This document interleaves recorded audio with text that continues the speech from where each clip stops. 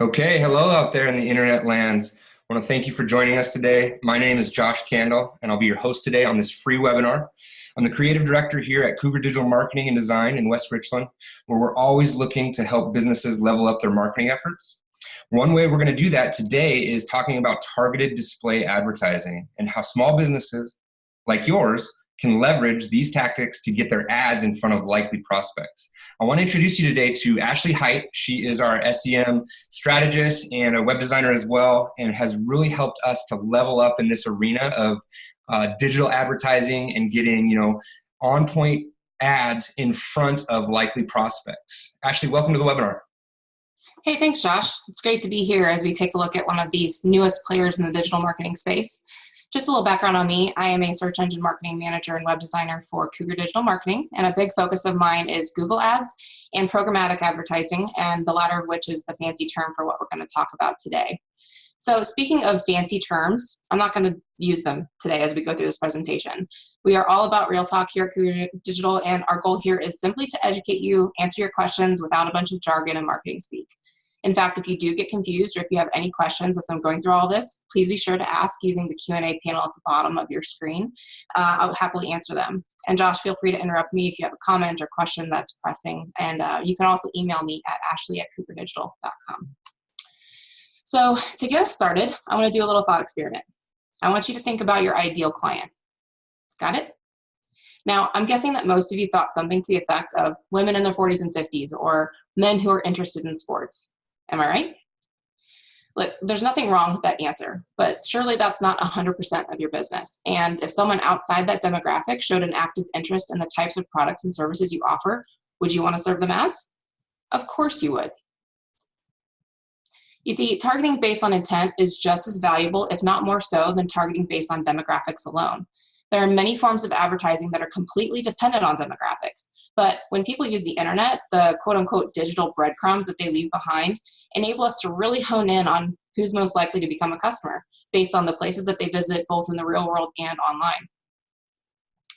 So, and that's where targeted display comes in. The big regional and national brands that are the hardest competitors to beat are already in on this. But the good news is that it's easy for smaller, more local businesses to get in on the action. It's more of a level playing field than ever before. So let's put a pin on audience targeting for a moment and talk a little bit about how this technology works. Site retargeting is something that you're undoubtedly familiar with, even if you don't realize it. Have you ever been on Zappos browsing for a pair of shoes, and then later that day you see Zappos ads everywhere with that exact same pair of sneakers that you were looking at? That's site retargeting. And the reason it's so important is that 97% of first-time visitors to your website will leave without taking any action at all. That's a huge audience that has shown interest in your product and that we want to bring back. But that's for people who already know your brand and have been on your site. What about those people who've never even heard of you? That's where search targeting comes in. Google isn't the only place that search happens. If I'm a chiropractor and someone types in a keyword like back pain into the search bar on WebMD, is that someone I'd want to serve ads to? Absolutely. The search boxes are everywhere across the internet, and I think we can all agree that keyword searches show real intent. So Ashley, let me jump in there for just a second. I got to admit that I don't think that I type keywords into search boxes that aren't Google. Is that something that's really going to be useful to the majority of businesses? Well, Josh, I'd probably challenge that you'd probably search for more sites than you realize, especially with e-commerce stores like Amazon or eBay. But let's for a second assume that you're right and that people don't do searches other than Google. We still have ways of collecting keyword digital breadcrumbs even if people don't search. That Google search you do, that leads somewhere. And inevitably there are keywords on those pages. So even if users aren't typing in the keywords, they're reading them. And we're able to identify those keywords and target users based on what they're reading about. We call this keyword contextual targeting, but all you really need to know is that it's incredibly useful for gauging audience intent when used correctly. The last strategy I want to talk to you about today is geofencing. And you might have heard of this one as it's a pretty big buzzword in internet marketing these days. In this tactic, we draw imaginary fences around locations that you think your potential customers visit. For instance, your competitor locations. As you can see in this example, we've identified an Office Depot that we'd like to target. This location is in a building with several other businesses, but we were able to draw a polygon around just the parts of the building that Office Depot occupies. Now, anyone who walks into this location with a smartphone has probably has all sorts of apps running that are utilizing location services, like their weather app, for instance. And because they have location services enabled, we can make them part of an audience that we can then serve ads to later. And by the way, 90% of people keep their location services turned on, so there are plenty of users to target. An interesting use of geofencing is event targeting. So say your industry has a big convention or trade show coming up, there will be thousands of potential customers in one location. And if you're a savvy marketer, you know that there's a huge opportunity to target that audience. So whether you have a physical presence at that event or not, whether you've paid a few $1,000s for a booth at that event or not, we can put your brand on their radar, deliver event-specific promotions, and continue serving those ads to that audience for days and weeks after the event. So we also use geofencing to track results. One of the metrics that you can use to measure the success of your ads is creating a conversion zone fence at your place of business. So you'll be able to see how many people saw your ad and then physically walked into your premises. And that's in addition to all the normal things that we track with any marketing effort, like clicks and phone calls and form submissions. Yeah, one thing I'll add, Ashley, is a lot of people don't realize that how great this type of advertising can be for overall brand awareness. You're playing the long game here, and so you're going to want to measure increases in things like overall web traffic, branded searches, engagement on the site. Many people will see ads, several ads over a period of days or weeks, and when they're ready to buy, you're then at the top of the list. That's a really good point. Thanks for that. So now that we've gone through all the ways that we collect these digital breadcrumbs, let's show you what it looks like when we put your ads in front of an intent-based audience. Keep in mind that these ads are not served necessarily the second a person leaves that digital breadcrumb. 99% of the time, we'll be interrupting them as they browse online over the next 10, 20, or 30 days. Ashley, is that 30-day limit, is that a hard and fast rule in the industry, or is it just where things start to kind of ebb in terms of efficacy? That's a good question. So the little device IDs that we track when a person enters a location expire when a person reboots their phone or purposefully clears out their browser data. As such, your targeting list will taper off as time passes naturally, and we find that really there's not much point in serving ads after 30 days. So I want to show you next what targeted display ads look like. And to do that, I'll need to give you a little bit of context. My family and I recently moved into a new house, and now that we're finally settled in, we've been looking for some new furniture and home decor. Now, like most people, I always research online, even if I'm planning on purchasing in a physical store. I've also been to a variety of furniture stores in my area, much to my husband's chagrin, and you can see that Furniture Mart right here is capitalizing on that. They are showing me ads as I go through my daily life, like when I'm researching what movie to see on date night, like when I'm reading about baseball, when I'm checking the weather on my phone, when I'm wasting time on mobile games, as I want to do quite often, when I'm catching up on current events, and even when I'm watching the Pioneer woman demonstrate how to make fried chicken.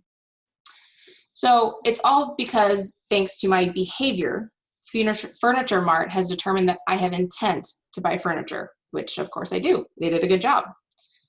So in essence, we're reaching people who have revisited your site and left, people who have searched for your products and services, people who have read content related to what you sell, people who have visited real-world locations like your competitor stores.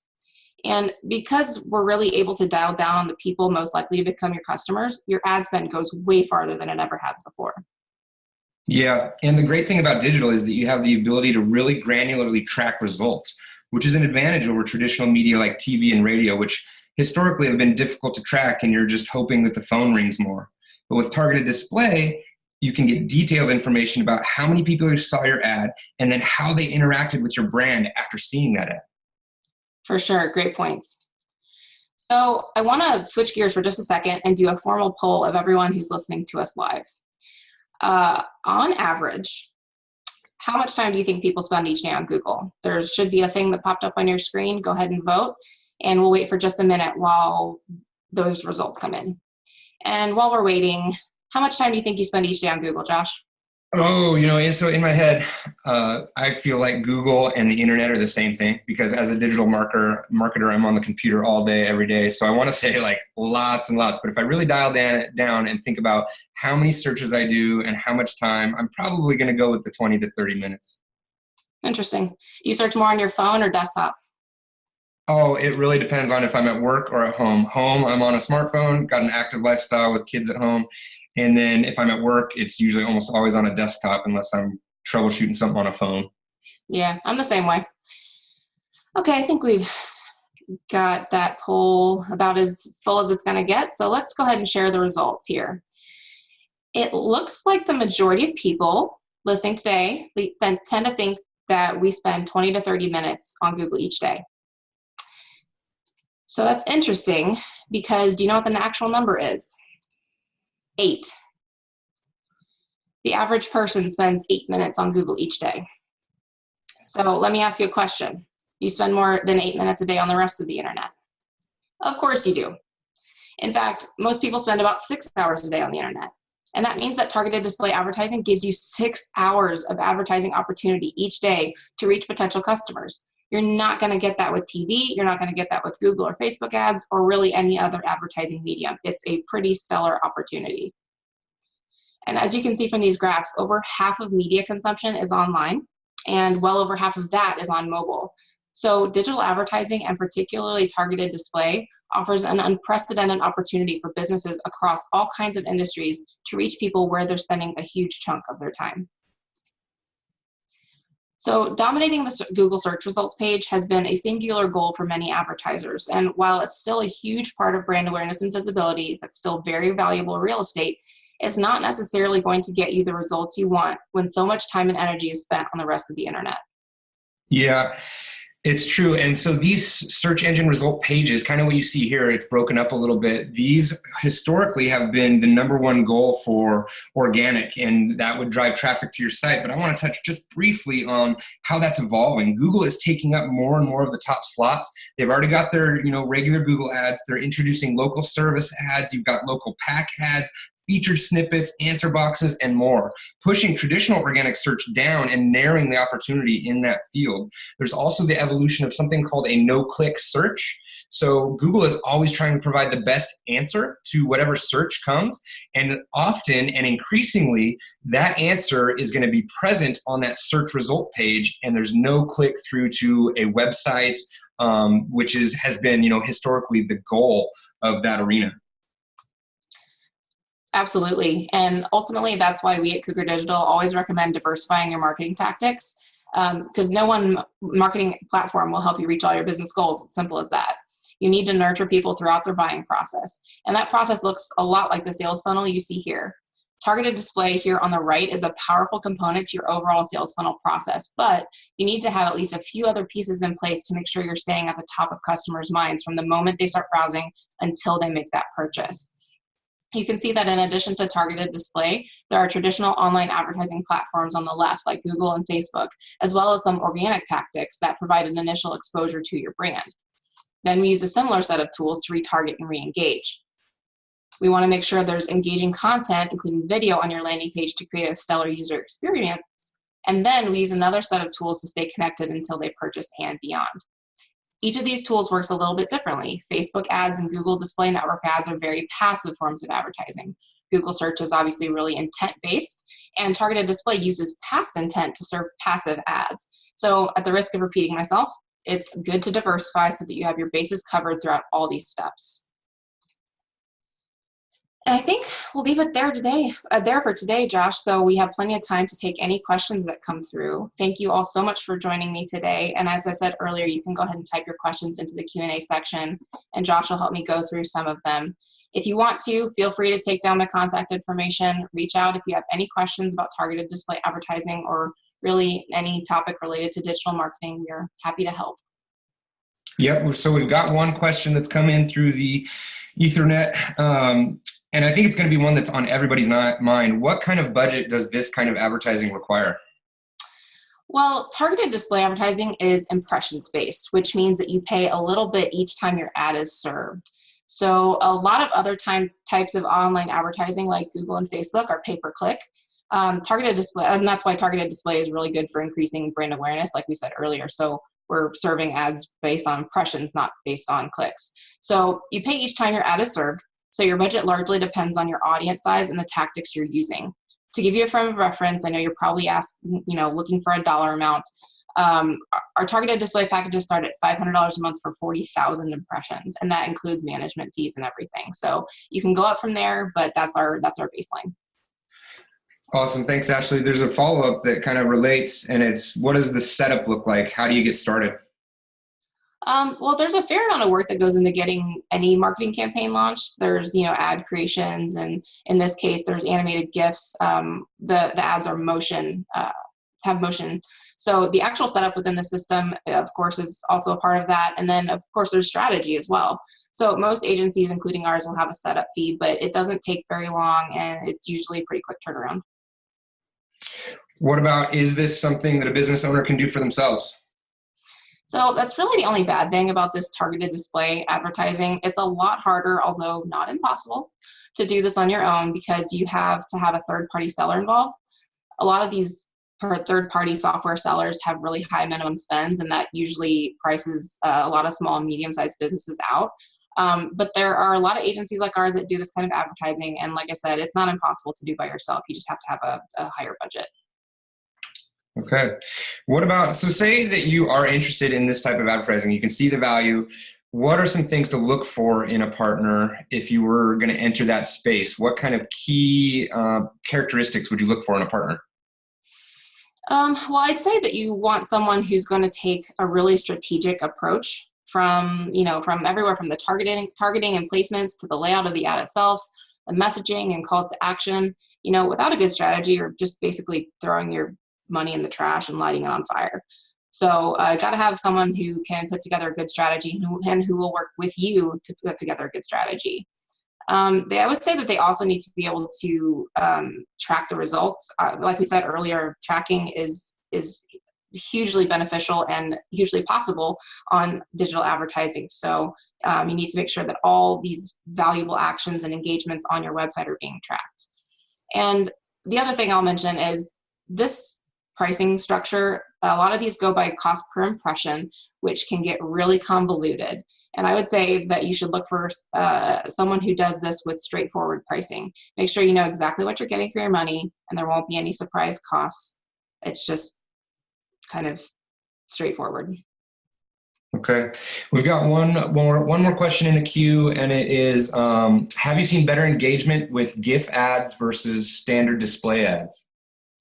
Yeah, actually, we've seen a lot of really good engagement with GIFs. In fact, they tend to catch the eye because, like I said, this type of advertising is passive. You're just kind of browsing on CNN or your weather app or whatever, and so the motion really kind of draws the eye to the edge of your screen or wherever it is that ad is being placed. So yeah, we have seen more engagement with those. With the GIFs, I would say that the JPEGs, the static ads, are generally just a backup for sites that don't support motion. Mm-hmm. And I'll add too that the GIF is, the way that ad moves needs to be incorporated into the strategy, because like a blinking logo or something is just going to irritate a user. But if you have taken the animation and incorporated it and woven it into that strategy so that there's some piece of information or some feeling that comes across to that user, that's where you're going to be able to kind of garner a click or garner an impression that has more value than, say, something that irritated the user. Totally. And because you've done all the artwork for all of our programmatic ads, our targeted display ads, we've done a lot of experimenting with what motion is good motion and what's annoying and what's not, what's effective and what's not. So, you gotta know these things and not make it too annoying, like you said. Yeah, for sure. So I just analyze my own behavior all the time on the web too, and I look at the ones that get me, and I try to kind of reverse engineer those and say, oh, okay, look at what they did. They know I've got intent. They're speaking my language. They've got XYZ that really worked for this ad. So that's kind of the big kicker there. Absolutely. We got another question that just came in. So for 40,000 impressions, what is the average click rate? And I bet this is going to depend on the industry, but let's see. What do you have? It does. So interestingly, click-through rate is not the be-all, end-all with targeted display. And I was just talking to a colleague about this the other day. The click-through rate goal that we set, and this is going to sound super low, don't get freaked out, is generally about 0.15%. Now, don't freak out. I know that y'all's your heart skipped a beat, but click-through rate is not the be-all end-all, because we can also track who saw your ad without clicking on it, which is also a bonkers concept. But we can also see who came back after seeing your ad, who came back to your site. And we are seeing, I mean, I was looking at a client's dashboard the other day, and they had like 1.5% click-through rates, which is insane. So it's possible, depending on, like Josh said, on the industry. But we also don't let click-through rate be the be-all end-all. We also have what's called a view-through rate, which is when they've seen your ad but not clicked, and then they come back. And that's that brand awareness that we were talking about. That's why you can't just rely on click-through rates alone. You have to also pay attention to those branded searches. So just keep an eye on that Google Analytics account. Look for those branded searches. Look for increased traffic overall. And that's going to tell you over time, because this is not a set it for 2 weeks and then stop your campaign sort of situation. It's kind of the long game, like you said. And over time, we're seeing that those branded searches, because you're staying at the top of people's minds. Your ads are appearing, they're seeing it, even if they're not clicking that at that moment. Sometimes the buying process is more than a couple weeks. That's just a fact of life. Perfect. So I think that looks like we've answered all the questions in the queue. That's the content that we have for today. We want to thank everybody for being on this with us and kind of looking at your marketing. Take a look at your marketing, see if targeted display might be a good fit for you. If so, we are happy to do a free consultation to kind of look at how that might work for you. We are offering another webinar in August, so please mark your calendars. You should be redirected to a page where you can sign up for that right after this webinar ends. The topic of that webinar will be on the emerging power of Google My Business. Google My Business is a free set of tools that Google offers that is really kind of changing the game and being a big player in traditional SEO or search engine optimization. It's something that no small business should leave on the table. It's easy to do. Google makes it free. We have, kind of the experience and knowledge to help you level up a little bit. So yeah, Google My Business, that's what we'll be going over next time on August 21st at noon. I want to thank everybody for being with us, and you want to sign off, Ashley? All right, thank you all for joining us, and we'll see you next month. Bye.